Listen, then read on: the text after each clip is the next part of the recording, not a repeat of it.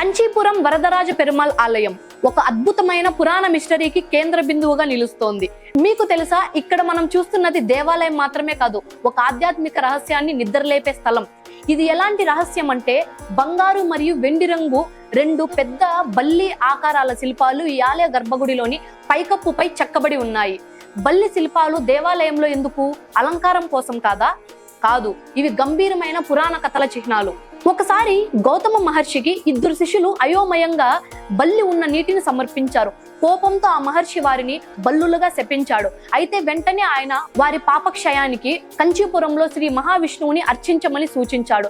వారు అక్కడే బల్లులుగా భగవంతుని సేవ చేసి మోక్షాన్ని పొందినట్లు చెబుతారు. వారి స్మారకంగా బంగారు మరియు వెండి బల్లి శిల్పాలు చెక్కబడ్డాయి. ఇంకొక కథను మనం చూసినట్లయితే, ఇంద్రుడు ఓ శాపం వల్ల ఏనుగుగా మారిపోయాడు. ఆ శాప నివారణ కోసం వరదరాజ పెరుమాళ్ ఆలయానికే వచ్చాడు. విష్ణువు ఆశీస్సులతో ఆయనకు విముక్తి లభించింది. ఈ ఘట్టాన్ని సాక్షిగా చూసిన రెండు బల్లులు కూడా శాప విమోచనం పొందినట్లు పురాణం అయితే చెబుతోంది.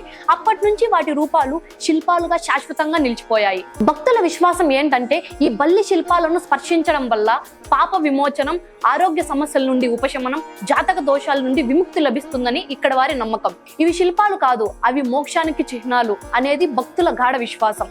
ఓవరాల్ గా ఈ బంగారు బల్లుల గురించి మీరేమనుకుంటున్నారో కామెంట్లు అయితే చెప్పండి. ఈ వీడియో మీకు ఇంట్రెస్టింగ్ గా అనిపిస్తే మీ ఫ్రెండ్స్ అండ్ ఫ్యామిలీ మెంబర్స్ కి షేర్ చేయండి.